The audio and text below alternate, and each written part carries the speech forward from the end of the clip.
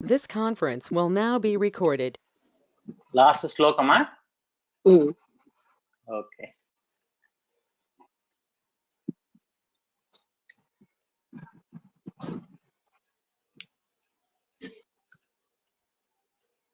శ్లోకం చదివిన తర్వాత మళ్ళీ ఇంట్రొడక్షన్ లేకపోతే ఎట్లా? ఓం గురుభ్యో నమః. ఇది స్టార్ట్ చేసిన తర్వాత నేను మళ్ళీ చదువుతాను అది శ్లోకం. ఓం గురుభ్యో నమః. ద సుప్రీం యోగ వాసిష్టము ఉత్పత్తి ప్రకరణ యోగము 35వ రోజు 13th October 2020. 62వ పేజీ అంటే టెక్స్ట్ PDF ఫైల్ అయితే 77వ పేజీ, ఇంప్రింటెడ్ వచ్చి 62nd పేజీ. ఆ శ్లోకం రీరీడ్ చేస్తున్నాం.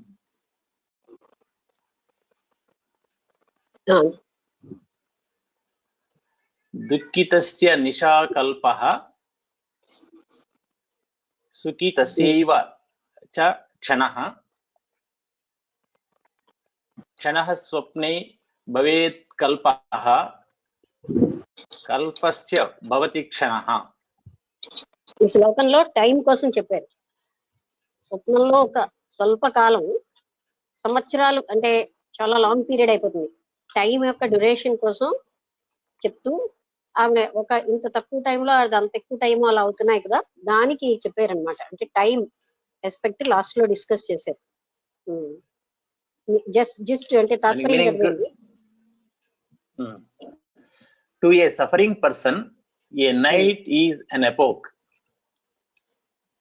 and a night of revelry passes like a moment. In a dream, a moment is non-different from an epoch.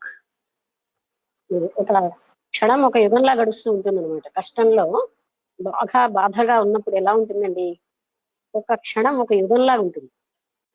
అలాగే మనం అంటే రివల్రీ అంటే ఏంటంటే ఒక రకమైన అంటే చెప్తాను, ఊహలో నుంచి మనం వెళ్ళిపోతున్నాం అనుకోండి. ఇలాగా ఒక ఆవగింజ చూసి అతను ఒక ఆయన రివల్రీకి వెళ్ళాడు. ఏంటంటే ఆవగింజ మొలకెత్తితే ఆవగింజ ఒక పెద్ద ఫసల్ అంటే క్రాప్ అయిపోతుంది, ఆ క్రాప్ లోంచి బోల్డ్ వస్తాయి. అలా అలా అలా అలాగా దాన్ని రివల్రీ అంటారు. ఊహాత్మకంగా ఎన్నెన్నో కళలు. అది కూడా ఏంటంటే ఒక క్షణంలో చాలా ఎంతో కాలాన్ని అంటే మనం ఊహించేస్తూ ఉంటాం. ఈ విధంగా క్షణంలో యుగాలు గడిచిపోతుంటాయి. యుగం అవ్వడానికి క్షణం చాలు కొన్ని టైముల్లో అనే దానికి చెప్తూ, అలాగే మనకి ఇక్కడ కొన్ని రోజులు అక్కడ ఎంతో టైం అయిపోతుంది. అదే విధంగా మనకి అంటే మునిపుత్రుడు చెప్తాడు, ఒక రోజు 120 కోట్ల సంవత్సరాలు బయట అయిపోయింది. అది అన్నమాట. అంటే ఇది భావనా మాత్రంతో జరుగుతుంది అని చెప్పారు. సరే, ఇప్పుడు ఇది టైం కాన్షియస్నెస్ కోసం డిస్కస్ చేసాం లాస్ట్ శ్లోకంలో. ఇప్పుడు ఇవాళ నుంచి చదవండి. The infinite consciousness regards its own intelligence in its own heart.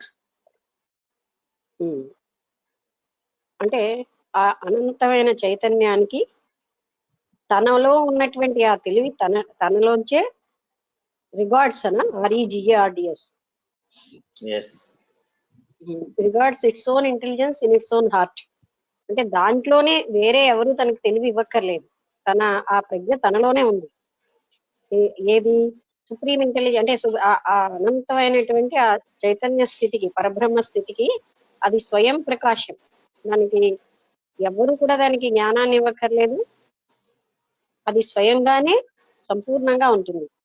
అందుకని దాని జ్ఞానం దానిలోనే ఉంది. As it were,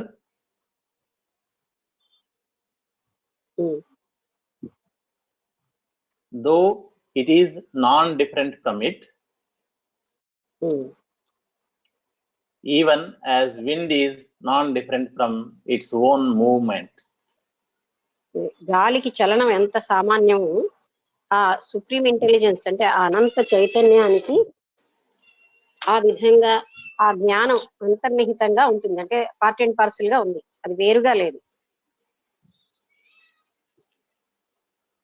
At that very moment when there is unreal division, there arises in that consciousness the notion of space. అంటే ఎప్పుడైతే division అనేది మొదలైందో ఇప్పుడు space అనే నోషన్ అంటున్నారు. దట్స్ ఆల్సో అన్ ఐడియా, అంటే ఒక భ్రాంతి. నోషన్ ఆఫ్ స్పేస్ అప్పుడు మొదలవుతుంది. డివిజన్ లేదు అసలు. డివిజన్ అనేది అది భ్రాంతితోటే, అందులో అది ఏకరూపంగా ఉంది. ఆ డివిజన్ మొదలైనప్పటి నుంచి స్పేస్ యొక్క డివిజన్ మొదలైంది. నోషన్ ఆఫ్ స్పేస్ అంటే స్థలము, శూన్యము అంటే అలాంటి మొదలైంది. అంటే టైం అండ్ స్పేస్ అన్నది నోషన్ మాత్రమే. నోషన్ అంటే idea. Which on account of the power of the consciousness. అంటే ఆ చైతన్యం యొక్క శక్తి వలనే దానిలో మళ్ళీ ఇవన్నీ కూడానండి, ఈ భ్రాంతి ఇవన్నీ కూడా అంటే ఒక్కటే ఉందండి మొత్తం జగత్తులో. చైతన్యం ఒక్కటే, చైతన్యం శివ మరి ఏమీ లేదు. అయితే మరి మాయ అంటే మాయ కూడా చైతన్య స్వభావమే. చైతన్యంలోంచే మాయ అని అవ్యక్తముగా ఉత్పత్తి అయింది అన్నమాట. అంటే ఏది తీసుకోండి ఈ ప్రపంచంలో, మనం అలాగ విచారణ చేస్తే చైతన్యమే ఉంది, దానికి తప్ప మరొకటి లేనే లేదని మనకి ఆన్సర్ రావాలి. అప్పటి వరకు మనం విచారణ చేయాలి. ఇది భిన్నంగా ఉంది అంటూ ఏదీ లేదు. మనం ఏ వస్తువుని చెప్పినా అది మన ఉద్దేశంలో భిన్నంగా ఉంది, కానీ ఉన్నది చైతన్యమే. ఎందుకంటే ఎక్కడ ఏది మనం డిస్కస్ చేసినా అంటే ఆలోచించినా, ఏ సబ్జెక్ట్ తీసుకెళ్ళినా ఉన్నది చైతన్యమే. అది మనం బాగా విచారణ చేస్తే మనకు తెలుస్తుంది. ఆ చైతన్యం స్వయం ప్రకాశం, సంపూర్ణ స్థితి, జ్ఞాన స్థితి అంతా అందులోనే ఉన్నాయి. ఆ చైతన్యం వల్లే ఈ డివిజన్ మొదలైంది. అంటే ఆ చైతన్యంలోంచి ఉద్భవించిన భ్రాంతి వలన, అంటే అజ్ఞానం వలన ఇలాంటి వేరు, నేను వేరు, వీళ్ళు వేరు, జగత్తు వేరు, ఈ వస్తువు వేరు, ఈ వేరు జ్ఞానం కేవలంగా అజ్ఞాన జనితమైనది. అది కూడా అందులోంచి వచ్చిన దాంట్లోంచే మొదలైంది. అంటే చైతన్యంలో భ్రాంతి కూడా అంటే అజ్ఞానం కూడా ఒక పార్ట్ గా ఉంది. దాంతో మనకి ఇదంతా వచ్చింది. ఆ పార్ట్ని మనం తొలగించుకుంటే ఉన్నదే, దాన్ని విచారణతో తొలగించుకుంటే ఆ చైతన్యం యొక్క సంపూర్ణ స్థితిలో మనం ఉంటాం.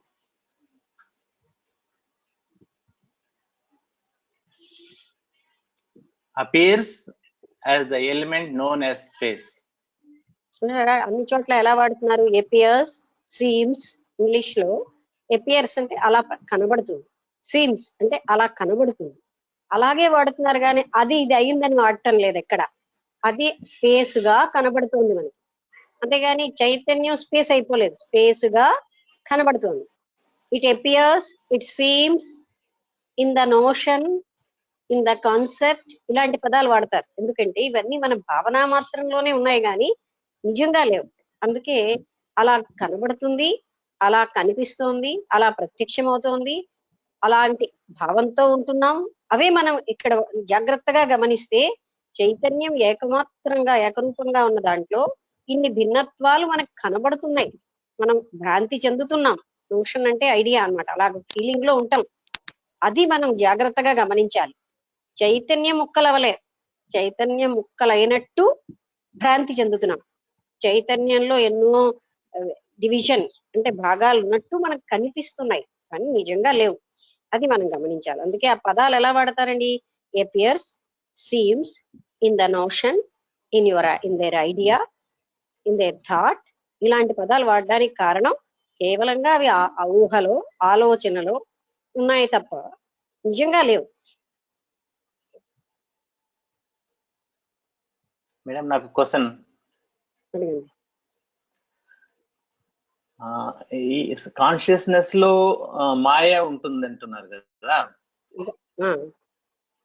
అప్పుడు మనం దాన్ని ఐసోలేట్ చేస్తే మరి అది వేర్ ఇట్ విల్ గో? అది దాంట్లో పార్ట్ అయినప్పుడు దాన్ని ఎట్లా, how we can isolate that maya from the consciousness? విచారణతోటే. అంటే అది కూడా మాయ కూడా చైతన్య స్వరూపమే. చైతన్యం అంతా మాయగా లేదు, ఒక పార్ట్ అది అవ్యక్తంగా అలా ఉంటూ ఉంటుంది, కానీ అదంతా మాయా స్వరూపం కాదు కదా. ఆ మాయ చైతన్యంలోంచే ఉంది, ఉద్భవించింది. కానీ మాయ చైతన్యం అంతా మాయతో నిండిపోలేదు. సో మన విచారణ వల్ల చైతన్యం యొక్క అసలు షైనింగ్ అంటే సంపూర్ణత్వాన్ని మనం అనుభవించగలం. మాయ కూడా చైతన్యం కంటే భిన్నగా వేరే పదార్థంతో తయారు చేయబడలేదని ఇక్కడ చెప్తున్నారు. దట్ ఈస్ ఆల్సో చైతన్యం. కానీ అదంతా చైతన్యమే మాయ, అంతా మాయగా ఉందని అనలేదు కదా, దాన్ని మాయ అని అన్నాను కదా. అప్పుడు ఇందులో ఒక పార్ట్ గా అది ఉంది. Okay. That itself later believes itself to be air and then fire. తర్వాత అది ఫైర్ గాను, అంటే ముందేమో ఆకాశము, తర్వాత అగ్ని, ఇలా పంచభూతాలు ఎలా వస్తున్నాయని చెప్తున్నారు. స్పేస్ అనేది వచ్చింది అందులో, అంటే మనం ఫీల్ అయ్యి నోషన్ గా అందులో స్పేస్ అనేది ఒక, ఇదంతా ఏంటి చైతన్యం నుంచి ఉద్భవించలేదు, స్పేస్ అని కనబడుతుంది.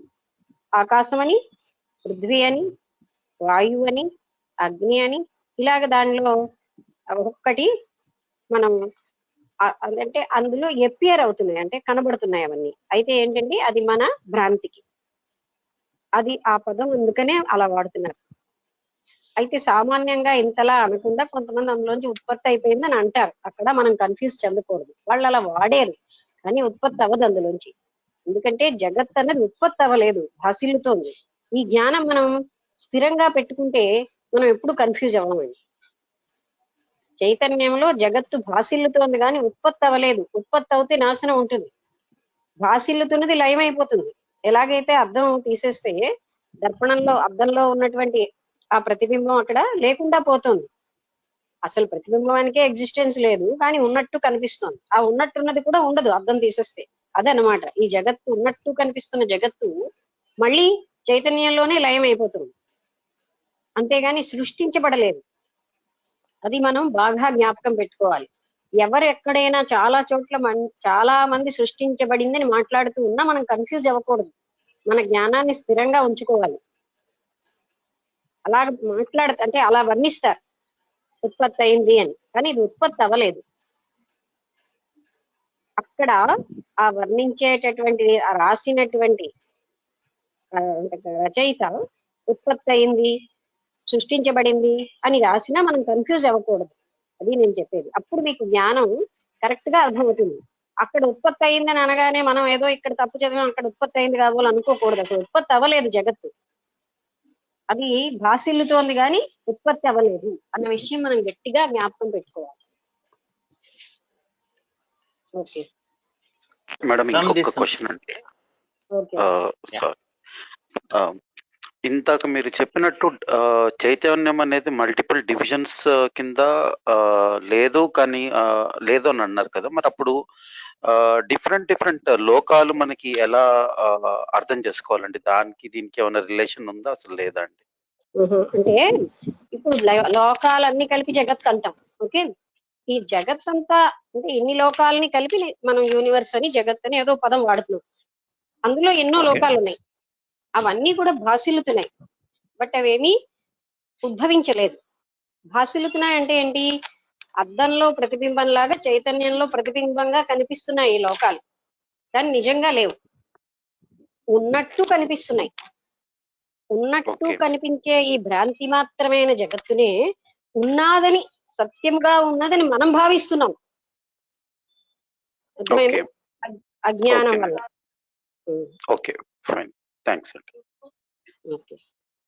అలాగే ఈ లోకాలన్నీ కూడా మనం భావిస్తున్నాం ఉన్నాయి అంటే ఉన్నాయి అని. అవి భావన మాత్రమే, కానీ వాటికి ఎగ్జిస్టెన్స్ లేదు అనే పాయింట్ మనం గట్టిగా దాన్ని ఎలాగోలాగా విచారం చేసి గట్టిగా మనం అర్థం చేసుకుంటే ఎవరు ఎక్కడ ఎన్ని రూపాలుగా వర్ణించినా మనం కన్ఫ్యూజ్ అవ్వకూడదు. ఇది మనకి బాగా స్థిరంగా ఉన్నప్పుడు మనం కన్ఫ్యూజ్ అవ్వం. ఓకే, చదవండి. సో ఇప్పుడు అందరికీ పాయింట్ అర్థమైంది కదండి. జగత్తు ఉత్పత్తి అవ్వలేదు, జగత్తుగా భాసిల్లుతోంది. చైతన్యము లో జగత్తు భాసిల్లుతోంది కానీ ఉత్పత్తి అవ్వలేదు. ఇది అద్దంలో ప్రతిబింబం లాంటిదే జగత్తు, అయితే ప్రతి ఒక్కరికి మళ్ళీ ప్రశ్న వస్తుంది, నేను ముట్టుకుంటే వస్తువు కనబడుతోంది, ముట్టుకుంటే గోడను ముట్టుకోగలుగుతున్నాను, లోహాన్ని ముట్టుకోగలుగుతున్నాను అంటే ముట్టుకుంటున్నది ఏంటంటే ఇంద్రియ జ్ఞానం, కనబడుతోంది అన్నది ఇంద్రియ జ్ఞానం, వినబడుతోంది అన్నది ఇంద్రియం. 5 ఇంద్రియాల చేత కనబడుతోంది, కానీ అది కేవలంగా చైతన్యంలో ఉన్నటువంటి ప్రతిబింబమే. అది మన జ్ఞాన నేత్రంతో చూస్తే చైతన్యమే, ఇంకా వేరే ఏమీ లేదు. ఇంద్రియాలతో కనబడేది మనం అదే సత్యమని మనం అనుకోకూడదు, ఎందుకంటే అసలు చైతన్యం ఇంద్రియాతీతమైనది, మనస్సుకు అతీతమైనది. ఆ చైతన్యంలో భాసిల్లేదే జగత్తు. అది మనం బాగా అర్థం చేసుకుంటే ఈ కాన్సెప్ట్, మిగతావంతా మనకి దాని మీదనే మనకు ఉంటాయి. ఇది కేవలంగా భావన మాత్రంగానే ఉంది, కానీ నిజంగా ఎగ్జిస్ట్ అయి లేదు.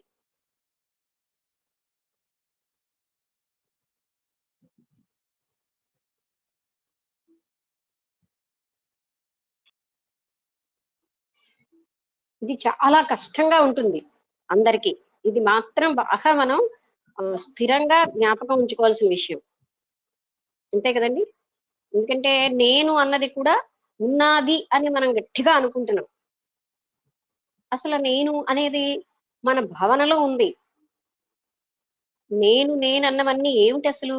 నా జ్ఞాపకాలు, నాకున్నటువంటి అనుభవంతో గడించిన జ్ఞానం, నా ఇష్టాయిష్టాలు, నా ఆశలు, నా అభిరుచులు, నా కోరికలు, నేను గడించినటువంటి అంటే చదవడం వల్ల వచ్చినటువంటి ఆ జ్ఞానం, ఇవన్నీ కలిపి నేను అన్న భ్రాంతిలో ఉంటున్నాం.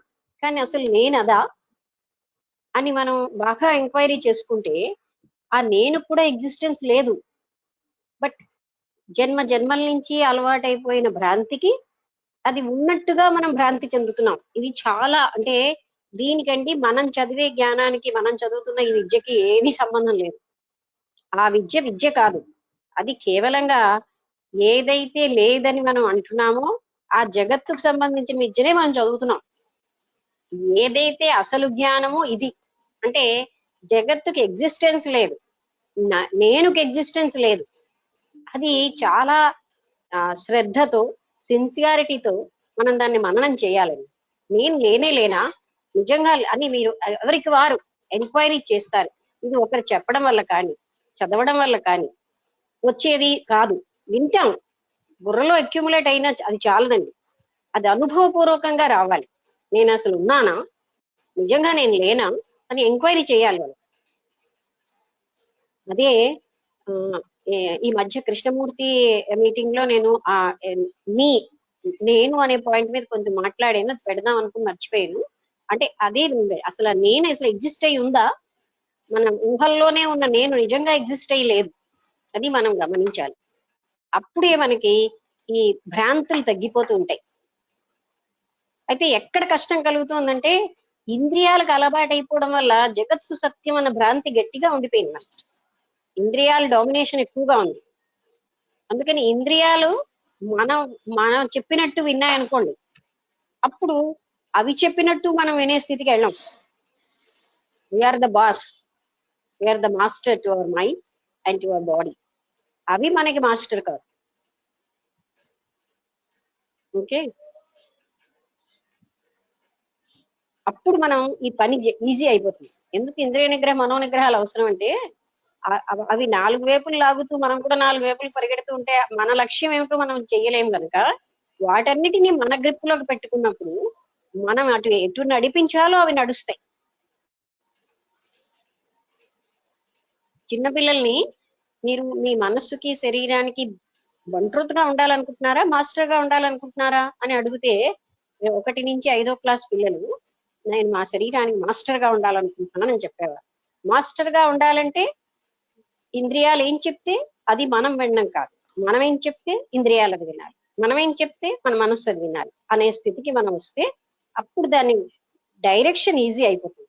దాన్ని గైడ్ చేయడం మనకి ఈజీ, ఎటు తీసుకెళ్లాలో సులువుగా తీసుకెళ్ళగలం. అందుకు ఇంద్రియ మనో నిగ్రహాలు అన్నవి వీళ్ళు చెప్పడానికి కారణం. సాధనలో ఎందుకు ఆ ఇంద్రియ నిగ్రహం లేకపోతే ఏంటవుతుంది, ఇంద్రియాలు లాగుతూ ఉంటాయి, అంటే వెళ్ళిపోతూ ఉంటాం, మళ్ళీ అలాగే గడిపేస్తూ ఉంటాం టైం. ఓకే,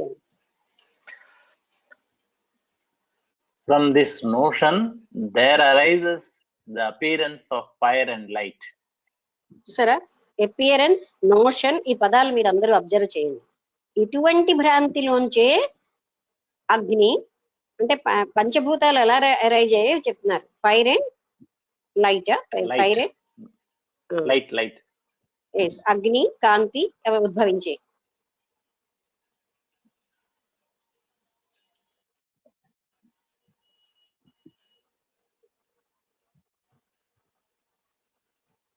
అంటే మొట్టమొదట స్పేస్, తర్వాత అందులోంచి ఫైర్ ఇలాగా ఉద్భవిస్తున్నాయి. వినబడుతున్నాదా? Am I audible? మధ్యలో కొద్దిగా బ్రేక్ అవుతుంది మేడం మీ వాయిస్. ఓకే,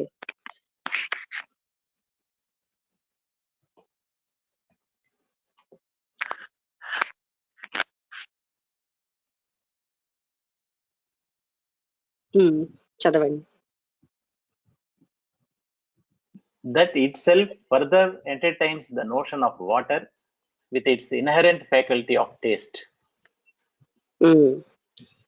వాటర్ కి అక్కడి నుంచి వాటర్ అని, తర్వాత దానికేమో రుచి అనేది ఒక లక్షణంగా ఉద్భవించిందని మాట వరుసకు అంటామండి.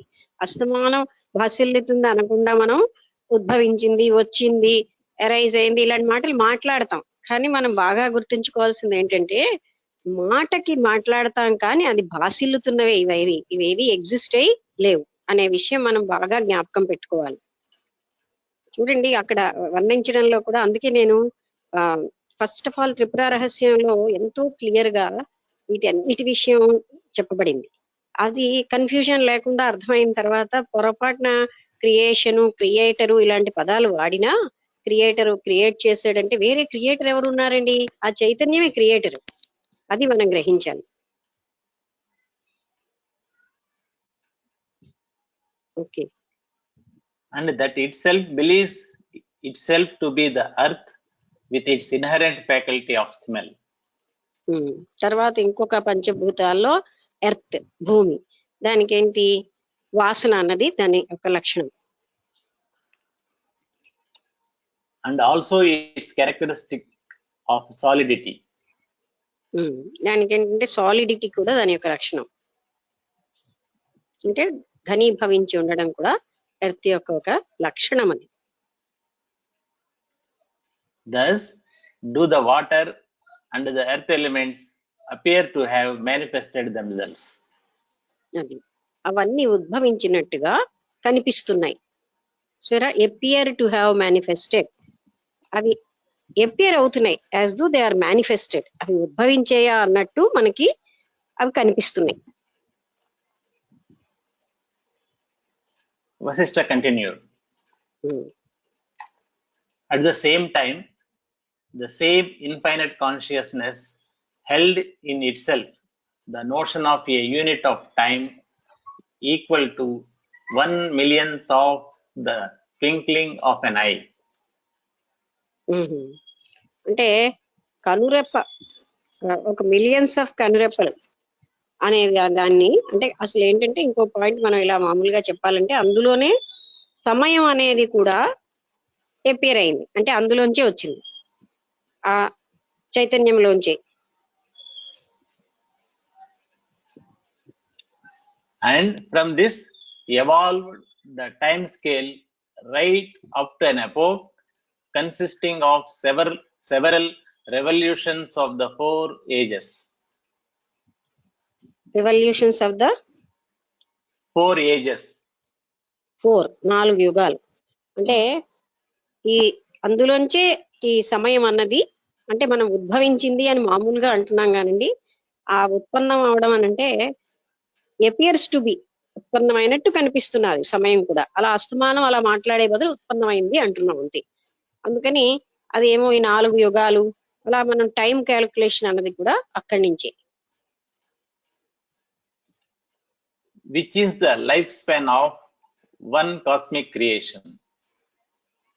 అది ఒక మొత్తం సృష్టి యొక్క స్పాన్, అంటే జీవిత కాలం ఈ 4 యుగాలు అంటున్నారు. అంటే ఒక ప్రళయం నుంచి ఇంకో ప్రళయానికి ఉన్నటువంటి మధ్య పీరియడ్.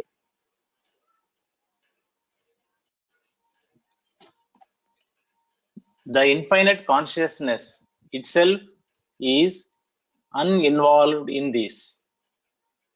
మళ్ళీ చూసారా, మళ్ళీ మళ్ళీ మనకు చెప్తున్నారు ఇందులో ఆ అనంత చైతన్యం మాత్రం ఏమీ ఇన్వాల్వ్ అవ్వలేదు, అంటే అందులో ఏది పాలు పంచుకోలేదు.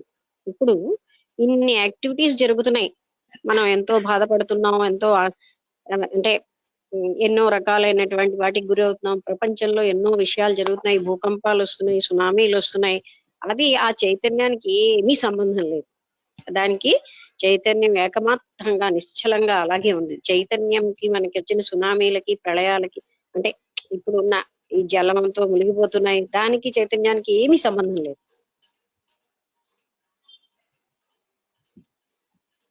Or it is devoid of rising and setting.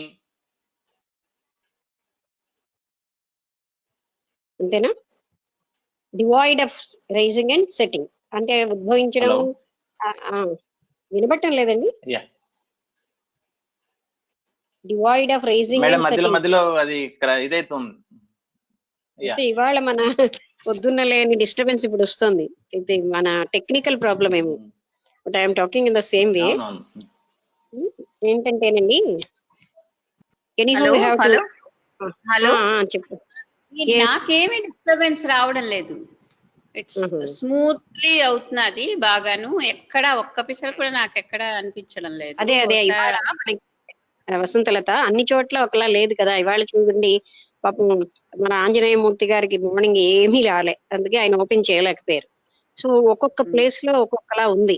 We have to wear all these things, ఎందుకంటే అది నేచర్ లో జరుగుతున్న వాటిని మనం ఏం చెయ్యలేం కనుక మనం కొంత టాలరెన్స్ ఉపయోగించాల్సిందే. ఓకే, కొన్ని బాగుంటే బహుశా తులసిరామ్ గారు అతనికి డిస్టర్బెన్స్ ఉండొచ్చు ఆయన ఉన్న ఏరియాలో, లేకపోతే ఏమైనా అవ్వచ్చు మనం. ఓకే తులసిరామ్ గారు వినబడుతోందా? మధ్యలో నేను లాగౌట్ అయ్యి కూడా మళ్ళీ లాగిన్ అయ్యాను మధ్యలో ఒకసారి. ఓకే మంచి పని చేశారు. ఇట్ ఈస్ డివాయిడ్ ఆఫ్ అంటే ఉత్పన్నము, మళ్ళీ సెట్టింగ్ అంటే ఉదయించడం అస్తమించడం అనేది లేకుండా ఉంది. దేనికండి? చైతన్యానికి. చైతన్యం ఒకసారి ఉద్భవించింది, ఒకసారి అస్తమించింది అనేది లేదు. అంటే అందులోంచి జగత్తు అంటే ఉదయించడం అంటే జగత్తుగా భాసిల్లినా తిరిగి లయమైపోయినా చైతన్యం ఏకమాత్రంగా ఉన్నది అని చెప్తున్నారు. ఆ పాయింట్ మనం బాగా గట్టిగా అర్థం చేసుకుంటే ప్రతి సెంటెన్స్ మనకు అర్థమైపోతుంది.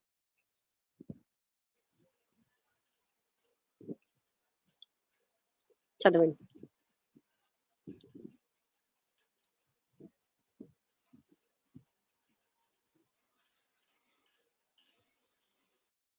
హలో శ్రీరామ్ గారు చదవండి. వాళ్ళ తులసిరామ్ గారికి కూడా బాగా డిస్టర్బెన్స్ ఉంది. విత్ ఇన్ బ్రాకెట్ లో మేడం ఒక నిమిషం, నేను I will change it to some other carrier కు మారుస్తాను. ఒక సెకండ్ హోల్డ్ చేయండి ప్లీజ్. ఓకే మేడం నమస్తే అండి, నేను సీతాకుమారి. మాకు హైదరాబాద్ బాగా క్లియర్ గా ఉందండి ఈ రోజు, చాలా బాగుంది. అదే అంటే ఆయనకి ఇప్పుడు మనకి కొన్ని ఏరియాస్ లో బాగా డిస్టర్బెన్స్ ఉండొచ్చు, లేదా ఇన్స్ట్రుమెంట్ లో ప్రాబ్లం అవ్వచ్చు, ఏదైనా మనం చెప్పలేం కదా. మీ అంత క్లియర్ గా ఉన్నారంట. మాకు ఇప్పుడు హెవీ రెయిన్ అండి, పెద్ద వరద పారుతోంది మా ఇంటి ముందు, అయినా సరే బాగుంది. మరి మాకు బాగుంది, ఏం లేదు. అదే అంటే సీత గారు అవును లిఫ్ట్ క్లోజ్, మన పార్క్ లో బెంచీలన్నీ మునిగిపోయినాయి మొత్తం.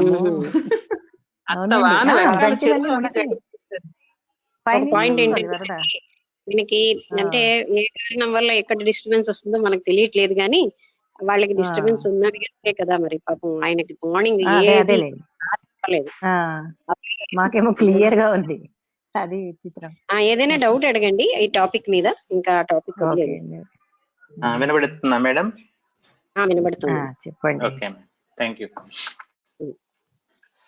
విత్ ఇన్ ద బ్రాకెట్స్ లో which are essential to all time scales అని ఇచ్చినారు. Which are essential to all time scales అన్న. Within bracket. అంటే అదే మనం యుగాంతం అయిపోయిందని ఆ తర్వాత అవన్నీ మనం చెప్పినప్పుడు ఆ చైతన్యంలో మాత్రం ఏమీను రైజింగ్ లేదు, క్లోజింగ్ లేదు, అదే ఉదయించడం లేదు, అస్తమించడం లేదు. అంటే అందులో ఎప్పుడు అది ఏకమాత్రంగానే ఉంటుంది. అందుకనే పూర్ణస్య పూర్ణమాదాయ పూర్ణాత్ పూర్ణముదచ్యతే. అందులో ఏం కలిసినా అందులోంచి ఏం తీసేసినా అది ఎప్పుడు ఏకమాత్రంగానే ఉంటుంది. And it is devoid of a beginning, middle and end. దానికి బిగినింగ్, మిడిల్ అంటే ఆది మధ్యం అంతం అంటూ ఏమీ లేదు. దానికి ఆది మధ్యాంతరహితమైనది. The infinite consciousness alone is the reality,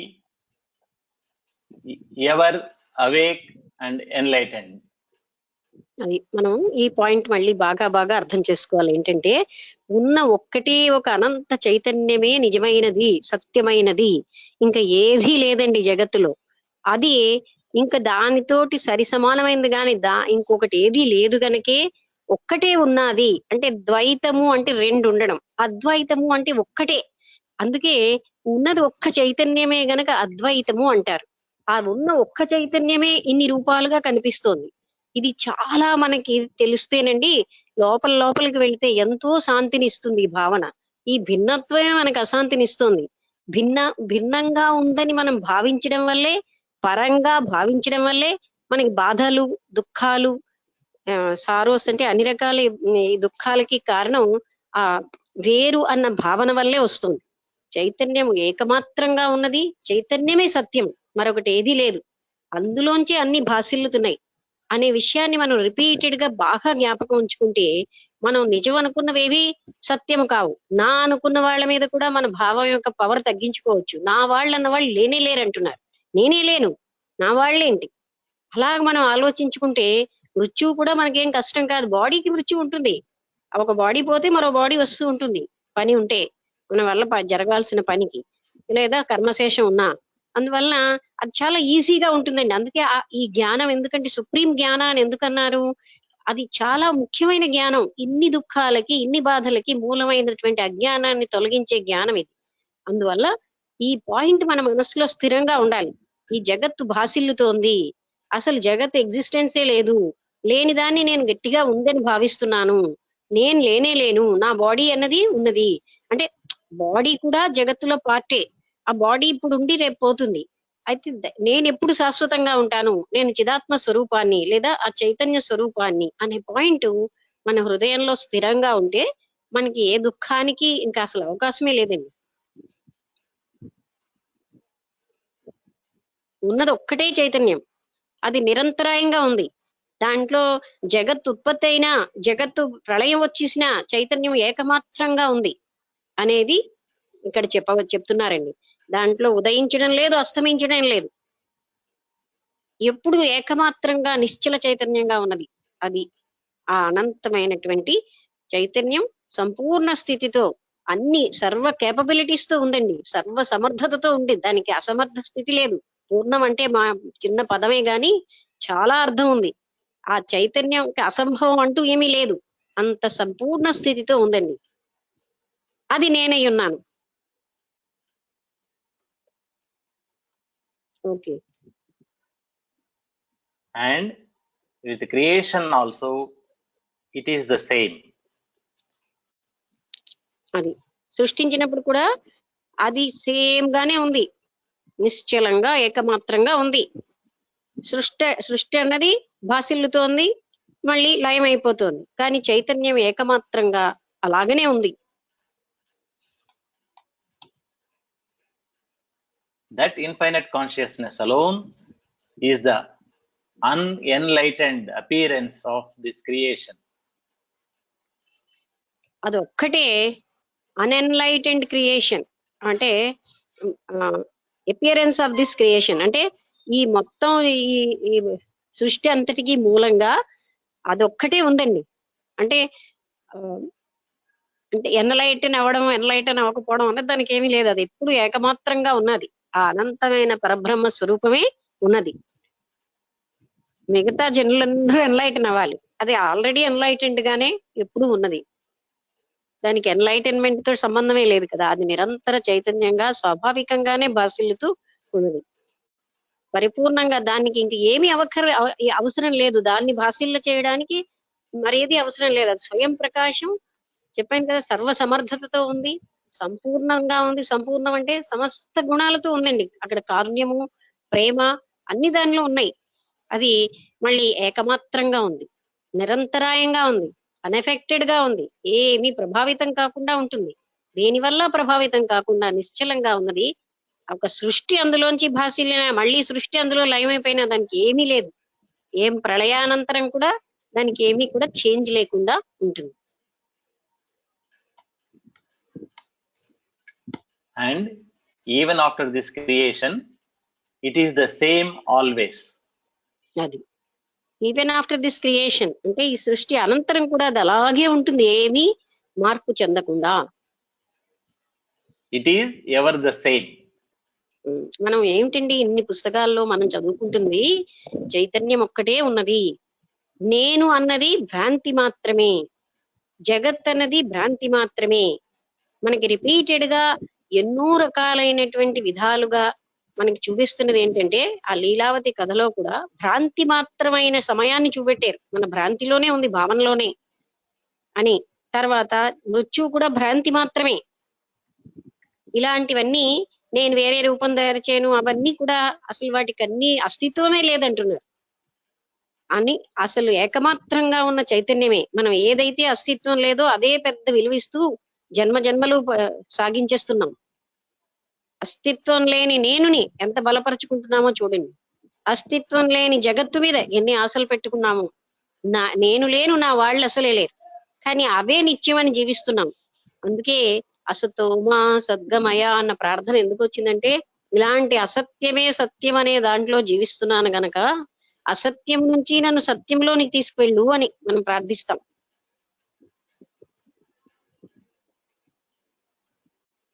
చదవండి. ఈ పాయింట్ మనకు గట్టిగా ఉండాలండి. ఎన్నిసార్లు చెప్పినా మనకి చెప్పడం వల్ల కాదు, ఎవరికి వారు మననం చేసి అర్థం చేసుకుంటేనే ఆ విషయం క్లియర్ అవుతుంది. అందుకే కృష్ణుడు గీతలో కూడా ఒకరికొకరికి చెప్పడం వల్ల గాని, ఒకరి నుంచి వినడం వల్ల గాని, అయితే ఏంటవుతుందంటే వినడం వల్ల మననం చేసే ఆ గైడెన్స్ మనకు వస్తుంది. ఈ శాస్త్రాలన్నీ ఏం చేస్తున్నాయి, మనకి గైడెన్స్ ఇస్తున్నాయి. ఇలా ఉండే, ఇది సత్యం, దాని వైపు నువ్వు ఉండని. అందుకని మనం ఏది సత్యమో అటువైపు విచారణ చేస్తే మనకి తెలుస్తుంది. అప్పుడు ఏంటవుతుంది, సత్యము గనక అది మనకి గోచరిస్తుంది. అసత్యమైతే అది ఎప్పుడూ ఎగ్జిస్ట్ అవ్వదు.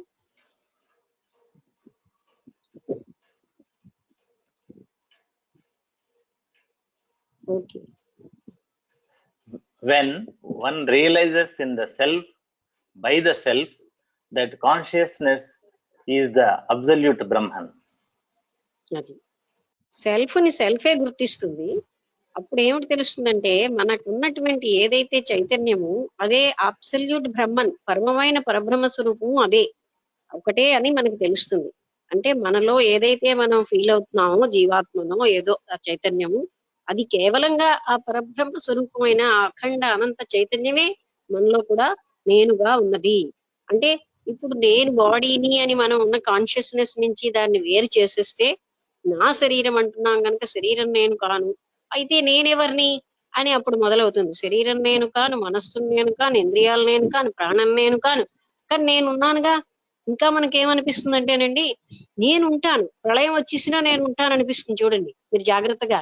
నాకు చిన్న వయసులో ఉండేది, 2 years 3 years లో మొత్తం ఇదంతా వాటర్ అయిపోతే నేనున్నానని అప్పుడు నేను ఒకసారి ఆలోచించాను, నేనున్నానా, ఈ మొత్తం ప్రపంచం అంతా వాటర్ తో నిండిపోయినా నేనున్నానన్న స్ఫురిస్తోందండి. అంటే ఏమిటి, ఆ అబ్సల్యూట్ కాన్షియస్నెస్ ఎప్పుడు ఉంది, ఆ నేను స్ఫురణ మనకు ఉంటుంది. మనం జాగ్రత్తగా, నేను బాడీగా లేను కానీ నేనున్నాను, అది మనం గమనించాలి. ఎందుకంటే that is truth. Even though there is the entire, అంటే ఈ మొత్తం సృష్టి అంతా కూడా విలీనం అయిపోయినా నేనున్నాను. అంటే ఆ నేనున్నాను అంటే ఆ పరమ చైతన్యం ఎప్పుడు ఉంది.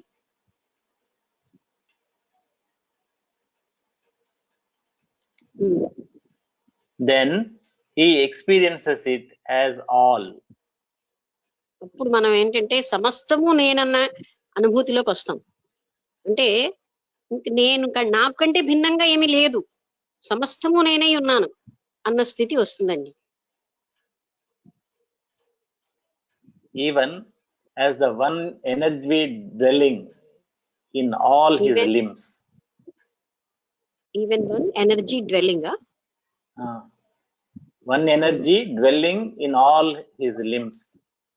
ఒక వ్యక్తిలో శరీరంలో అన్ని రకాలైనటువంటి అవయవాల్లో ఒకే శక్తి ఉన్నట్టుగా మొత్తం ఈ ప్రపంచం అంతా నేనే ఉన్నాను, నాకంటే భిన్నంగా ఏమీ లేదు అని మనకు తెలుస్తుంది. One can say that this world appearance is real only so far as it is the manifestation of consciousness. ఎవరైనా అనొచ్చు, ఈ మొత్తం ప్రపంచం అన్నది ఆ చైతన్యమే ఈ రూపం దాల్చింది కదా, అందుకని ఇది నిజం అని అనొచ్చు. And because of direct experience. Because of direct experience, వాళ్ళు డైరెక్ట్ గా మనకి జగత్తుగా కనిపిస్తుంది కదా, దాని వల్ల కూడా ఉన్నది కదా ఇది అని సాధారణంగా మనం అందరం అలాగే అంటూ ఉంటాం.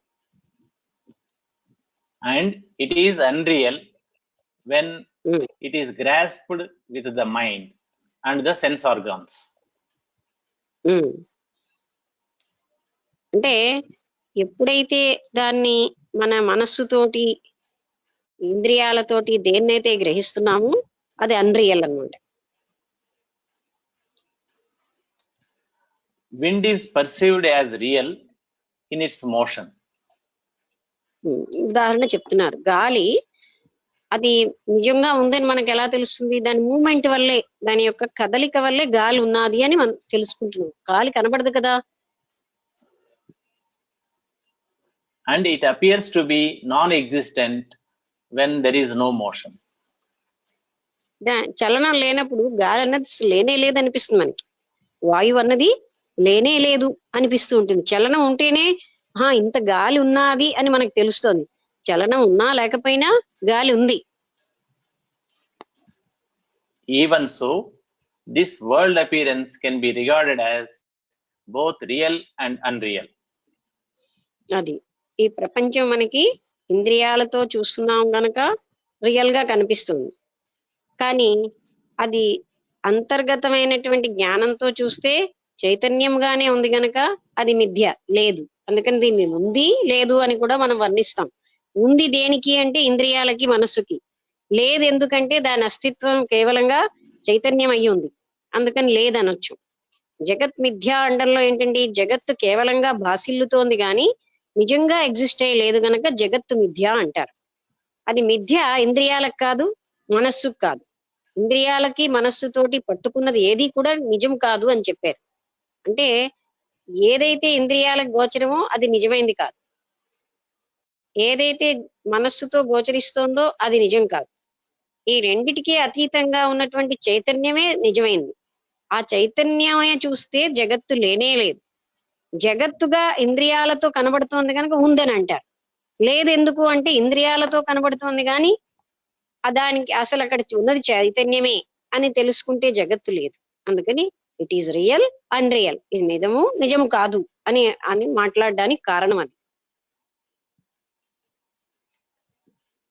The mirage-like appearance of the three worlds exist as non-different from the absolute Brahman. మళ్ళీ చూసారా, ఎపియస్ మూడు లోకాలు కూడా ఎండమావిలో నీరులాగే కనిపిస్తున్నాయి. నీరు అక్కడి నుంచి దూరం నుంచి చూస్తే నీరు అక్కడ ఉంది, చక్కగా ప్రవహిస్తూ ఉంటుంది. దగ్గరికి వెళ్తే అక్కడ నీరే లేదు. అలాగే ఈ మూడు లోకాలు ఉన్నట్టే భాసిల్లుతున్నాయి, కానీ అవి ఇంద్రియాలతోటి ఉన్నాయి కానీ అవి లేవు. ఎందుకంటే ఉన్నది చైతన్యం ఒక్కటే. The creation exists in Brahman just as the sprout exists in the seed. ఈ ఒక సీడ్ అంటే ఏమిటండి, విత్తనంలో పెద్ద వృక్షం దాగి ఉంది. ఒక చిన్న విత్తనాన్ని మనం పాతేస్తే పెద్ద వృక్షం వస్తుంది. ఒక చిన్న వేప విత్తనం మనం పాతేమనుకోండి, ఎంత పెద్ద వృక్షం వస్తుందండి. అంటే విత్తనంలో వృక్షం దాగి ఉన్నట్టుగా ఈ చైతన్యంలో ఈ సృష్టి అంతా దాగి ఉంది. ఆ చైతన్యంలోంచే సృష్టి భాసిల్లుతోంది, అందులో లయమైపోతుంది. అలాగా విత్తనంలో ఇంత పెద్ద వృక్షము ఎలా ఉందో సృష్టి అన్నది అంతా కూడా ఆ ఏకమాత్ర చైతన్యంలోనే నిబిడీకృతంగా ఉంది. Liquidity in water, sweetness in milk, and pungency in capsicum.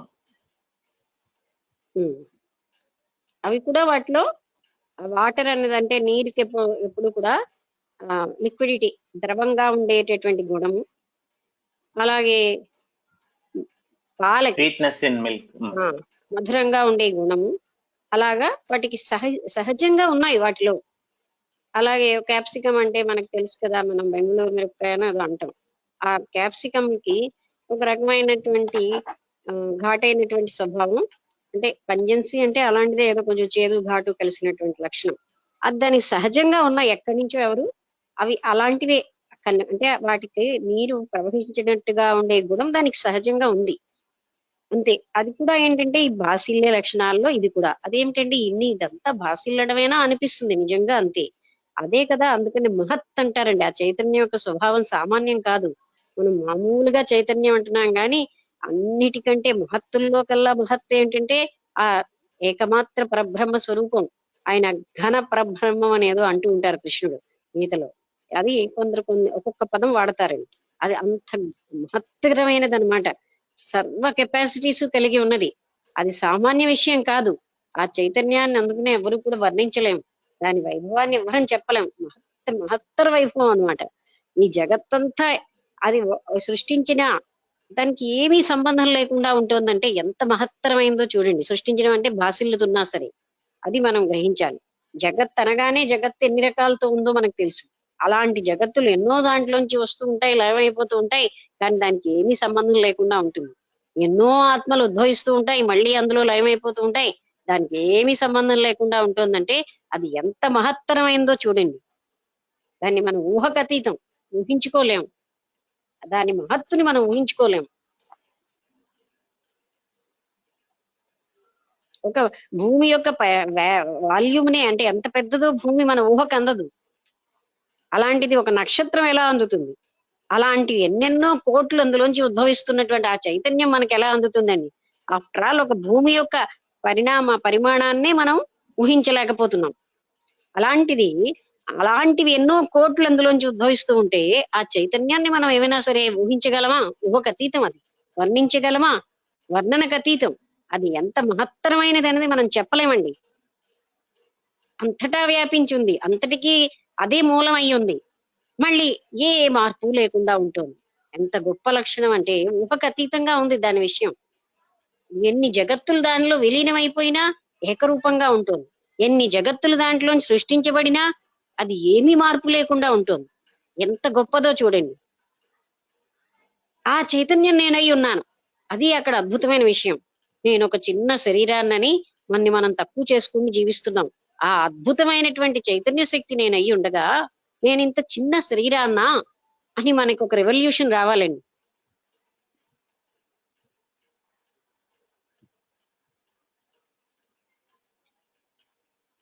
చదవండి. But in ignorance, it appears to be different from and independent of Brahman.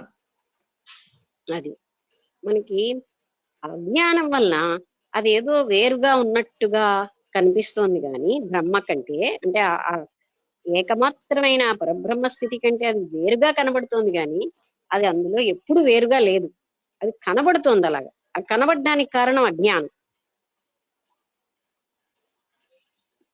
There is no cause for the world's existence as a pure reflection in the absolute Brahman. అది చాలా మంది ఎందుకండి ఈ జగత్ సృష్టించబడింది అని అడుగుతారు. అక్కడ దానికి ఏమీ కారణం లేదు.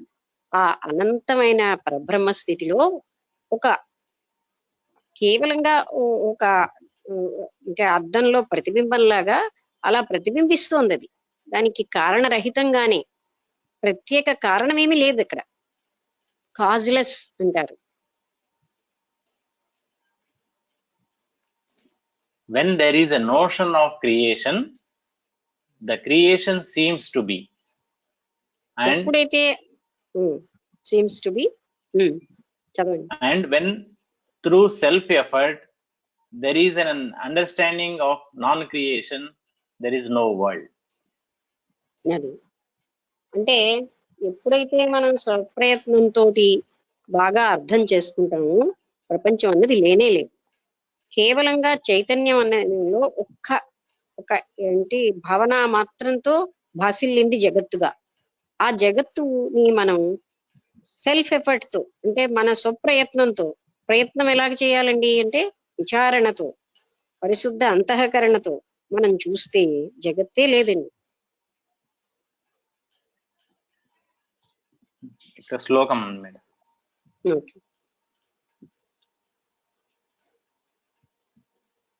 నాస్తమేతి నా చోదేతి క్వచిత్ కించిత్ కదాచన సర్వం శాంతమజం బ్రహ్మ చిద్దనం సుశిలాఘనం. సుశిలాఘనము, లాఘనం, సుశిలాఘనం. Nothing has ever been created anywhere at any time.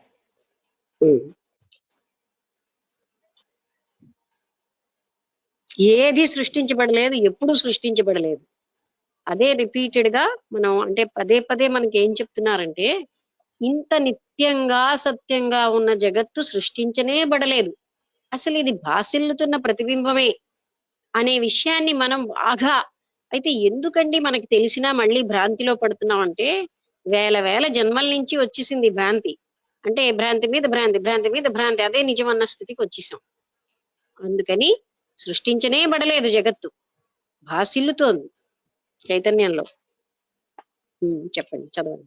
And nothing comes to an end either. అలాగే సృష్టించబడలేదు గనక దానికి వినాశనము లేదు. The absolute Brahman is all, the supreme peace, unborn, pure consciousness and permanent. ఒక్క ఈ పరమైనటువంటి పరబ్రహ్మ స్వరూపం ఒక్కటే నిజం, అదే దానికి పుట్టుక లేదు, అది నిరంతరంగా అలాగ పవిత్రంగా ఉన్నది. అంటే అందుకే చూడండి, ఏదైతే ఈ ప్రపంచంలో పూర్తి పవిత్రంగా ఉన్నదంటే ఆ పరమాత్మ చైతన్యం ఒక్కటే అబ్సల్యూట్ కాన్షియస్నెస్ అంటారు. లేకపోతే ఆ పరబ్రహ్మ తత్వం ఒక్కటే పవిత్రంగా ఉంది. ఏం చేసినా దాన్ని అపవిత్రం చేయలేం, అంతటి శక్తివంతమైంది అది. దాని యొక్క శక్తిని సమర్థతని మనం ఊహించలేం. ఎన్నో జగత్తులు నిరంతరాయంగా ఉత్పత్తి అవుతూ కలిసిపోతున్నా ఏమీ చేంజ్ లేకుండా ఉంది. ఎన్నో వేలాది కోట్లాది ఆత్మలు ఉత్పన్నమై కలిసిపోతున్నా ఏమీ చేంజ్ లేకుండా ఉన్న నిరంతర పవిత్రమైన అనంత శక్తిమంతమైనది అంతటా ఉన్నది. సూక్ష్మంలో సూక్ష్మంగా, స్థూలంలో స్థూలంగా అంతటా వ్యాపించింది. అలాంటి దాన్ని మనం ఊహించగలమా? ఊహకతీతం. Okay. Worlds within worlds appear in every atom. అదండి, ప్రతి ఆటమ్ లో కూడా, పరమాణువులో కూడా అంటే ఎన్నో విశ్వాలు కనిపిస్తూనే ఉంటాయి, ఒకదాని తర్వాత ఒకటి, ఒకదాని తర్వాత ఒకటి. What can be the cause and how do these arise? దీనికి కారణం ఏంటి, ఇది ఎందుకని, ఇవి ఎలా వస్తున్నాయి?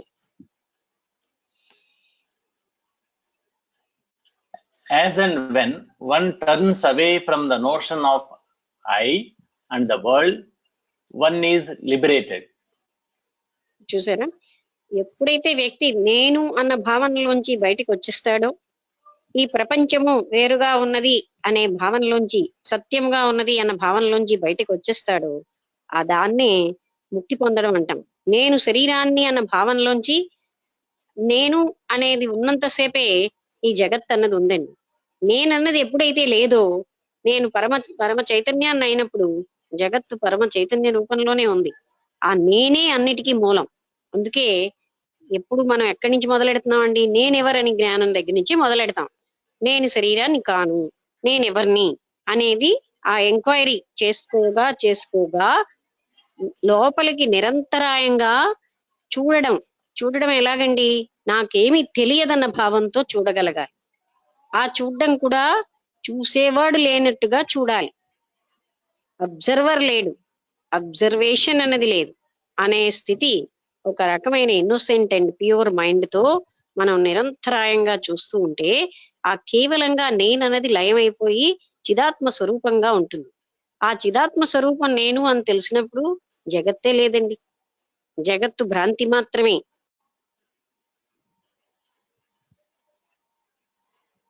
అర్థమైంది అనుకుంటాను. అందరికీ కన్ఫ్యూజన్ ఏమీ లేదు కదండి. కేవలంగా మనం చేయాల్సిన సాధన ఏంటి అంటే, ఎన్ని పుస్తకం చదివినా మనం గుర్తుంచుకోవాల్సింది ఏంటంటే, నేను అన్నది చిదాత్మ స్వరూపాన్ని లేదా పరబ్రహ్మ స్వరూపాన్ని, అనంత వైభవమైన అనంతమైనటువంటి శక్తి సమర్థతలు ఉన్నటువంటి ఆ నేను చిన్న శరీరాన్ని నేను అజ్ఞానం వల్ల భ్రాంతి చెందుతున్నాను అని జ్ఞాపకం పెట్టుకుంటే మనం అప్పుడు మనం అంటే ప్రతినిత్యము మళ్ళీ నేను శరీరాన్న భ్రాంతి వస్తున్నప్పుడు తొలగించుకుంటూ ఉండడమే మనం చేయాల్సిన ప్రయత్నం. విచారణ అన్నది అంత ప్రాముఖ్యత ఎందుకు ఇచ్చారండి? అది ధ్యానం వల్ల జరగదు. కేవలంగా ధ్యానంలో కూర్చుంటే విచారణ జరగదే. ధ్యానం అనే పేరును విచారణ చేసినా మంచిదే. అప్పుడు ఏమీ లేని ఒక సైలెన్స్ లో ఆలోచన ఏమీ లేకుండా ఉండడం అన్నది కూడా చాలా అవసరం. అప్పుడు మాత్రమే రియాలిటీ అన్నది మనకి అనుభవంలోకి వస్తుంది. అది పవిత్రమైన సైలెన్స్. ఆ సైలెన్స్ లో రియాలిటీ ప్రస్ఫుటిస్తూ ఉంటుంది.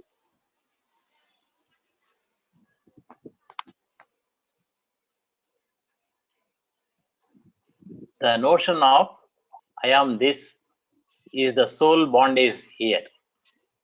అది ఒకే ఒక బంధం ఏమిటంటే, నేను ఇది నేను అనేదే మనకి పెద్ద బంధం అయిపోయింది. ఆ ఒక్క బంధాన్ని మనం అధిగమించగలిగితే అసలైనటువంటి లిబరేటెడ్ స్థితికి వచ్చేస్తాం, ముక్తి పొందిన వాళ్ళం అవుతాం. నేనిది అనే దానికి ఆగిపోయాం మనం. నేను ఈ శరీరాన్ని అని, నేను మనస్సుని అంటే ఎలా ఐఆమ్ దిస్ అన్న దగ్గర ఆగిపోయింది. దాన్ని మనం మనకున్నటువంటి విచారణతో పరిశుద్ధ అంతఃకరణతో ఉంటే ఆటోమేటిక్ గా అదంతా ఆ భ్రాంతి తొలగిపోతుంది.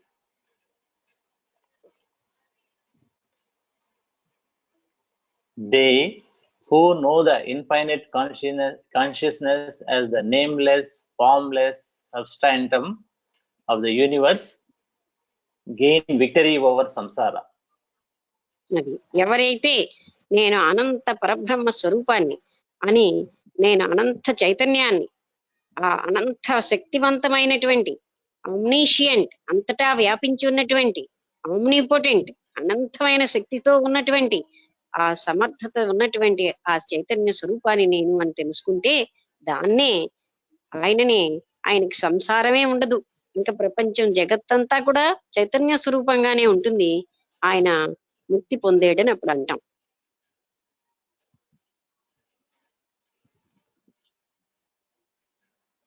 Rama asked,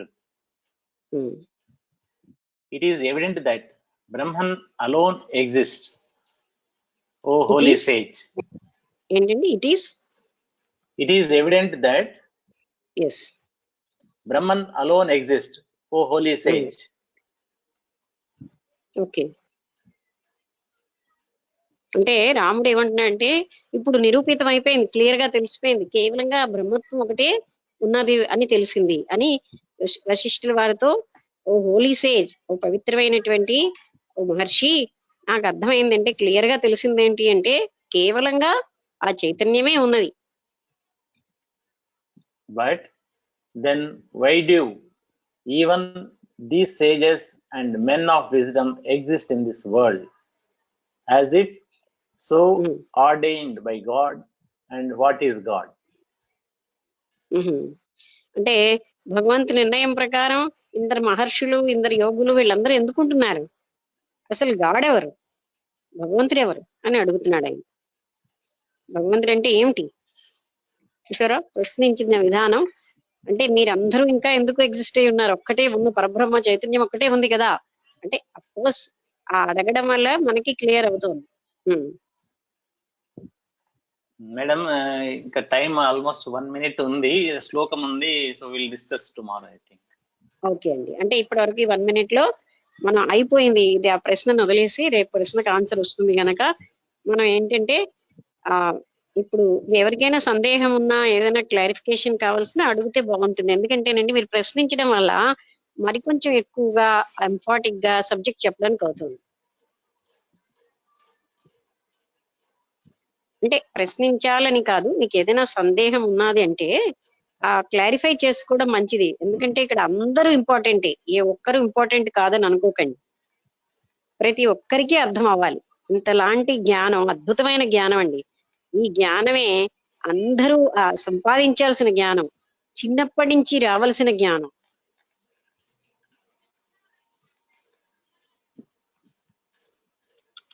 ఇది ముసలి వయసులో రావాల్సిన జ్ఞానం కాదు. నమస్తే మేడం. నమస్కారం అండి, చెప్పండి మేడం. నేను పవన్ కుమార్ అండి. పవన్ కుమార్ గారు చెప్పండి. సంతోషం మేడం, శుద్ధ చైతన్యం యొక్క స్వరూపం ఏంటి మేడం? అంటే అది కాంతి అనా లేకపోతే ఏంటి? ఒకటి చెప్పండి. మనకి మొట్టమొదట ఏం చెప్పారండి? అది అవాంగ్మానస గోచరం కదా. వాక్కుతో వర్ణించలేము, వర్ణించడానికి చేసిన ఏ ప్రయత్నమైనా దాన్ని మరుగుజ్జు చేసినట్లే అని మేడం బ్లవెట్స్ కి ఫస్ట్ ప్రపోజిషన్ లో చెప్పారు. సీక్రెట్ డాక్ట్రిన్ అనే గ్రంథంలో 3 ప్రపోజిషన్స్ ఉంటాయి. ఆ ఫస్ట్ ప్రపోజిషన్ మూడింటిని అర్థం చేసుకుంటేనే సీక్రెట్ డాక్ట్రిన్ చదవగలం అంటారు. ఆ ఫస్ట్ ప్రపోజిషన్ ఏంటంటే ఒక అనంతమైన పరబ్రహ్మతత్వం ఉన్నది, దానిని అది అవాంగ్మానస గోచరం, అది మనస్సుకి వాక్కుకి అగోచరం, కనబడదు. దానిని వర్ణించడానికి ప్రయత్నం చేసే ప్రయత్నం అంతా డ్వార్ఫెనింగ్ ఇట్. అయితే మనం అంటే వాక్కుతో వర్ణించేమంటే దాని అసలు స్వరూపాన్ని తగ్గించినట్లు లెక్కట. అది మనస్సుకు కూడా అందదండి. అందుకని ఎందుకు నేను ఇందాక నుంచి అలా చెప్తున్నానంటే, మనస్సుతో ఊహించలేము. ఒక ఎర్త్ యొక్క పరిమాణం ఎంత అనేది మనం ఊహకు అతీతం. Because we didn't see an earth. మనం చూసినవే మనం ఊహిస్తాం. గత జ్ఞానం మీదే మన ఊహ కూడా ఆధారపడి ఉంది కదండి. మన మనస్సుతో వచ్చిన జ్ఞానం గతానికి సంబంధించిందే. గతంలో మనం ఎర్త్ అన్నటువంటి పెద్ద దాన్ని చూడలేదు మన కళ్ళతో, సో మనం ఊహించలేకపోతున్నాం. అలాంటిది అలాంటి కోటాను కోట్ల ఎర్త్ కంటే ఎన్నో రెట్లో అంటే పెద్దవి నక్షత్రాలు, అలాంటి వేలాది నక్షత్రాలు, కోట్లాది నక్షత్రాలు లాంటి ఎన్నో జగత్తులు అలాంటి అందులోంచి ఉద్భవిస్తూ లయమైపోతూ ఉంటే దాన్ని మనం ఊహించగలమండి? దాన్ని ఏమైనా వర్ణించగలమా? అది ఇలా ఉంటుందని చెప్పగలమా? దాని యొక్క లక్షణాలు చెప్పుకుంటున్నాం, అత్యద్భుతమైనది. అది ఎన్ని జగత్తులు దాంట్లోంచి కలిసినా ఉద్భవించి అంటే భాసిల్లి మళ్ళీ అందులో లయమైపోయినా ఏమీ అది మార్పు చెందకుండా ఉంటుంది. అది అనంతమైనది, సూక్ష్మంలో సూక్ష్మంగా, స్థూలంలో స్థూలంగా, అంతటికీ ఆధారమై అంతటా వ్యాపించింది. ఆ సర్వశక్తివంతమైనది, సంపూర్ణమైనది, పూర్ణత్వం దాని లక్షణం. దాన్ని మనం ఏమని వర్ణించగలమండి? మనకున్నటువంటి అల్ప జ్ఞానంతో, అసంపూర్ణమైన స్థితితో ఆ సంపూర్ణత్వాన్ని మనం ఎలా వర్ణించగలం? ఎలా మనం గ్రహించగలం?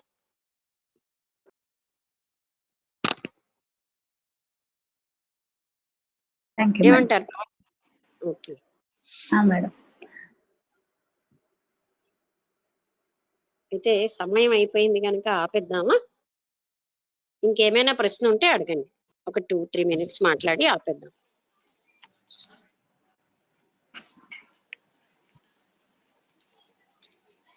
అంటే నా ప్రయత్నం అంతా ఏంటంటే, మనం ఈ గ్రంథం చదవడంలో నేను యొక్క అస్తిత్వం ప్రతి ఒక్కరు కూడా మననం చేసేటటువంటి ఇన్స్పిరేషన్ రావాలి, అంటే విచారణ చేయాలి.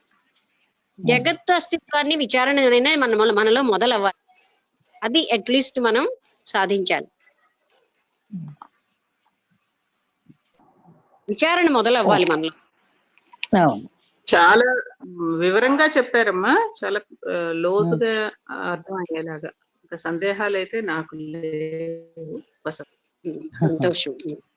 నమస్తే అమ్మా. చెప్పండి. నమస్తే అమ్మా. నాగేశ్వరరావు గారు చెప్పండి. నమస్తే. ఒక మాట చెప్పదలుచుకున్నాను. చెప్పండి.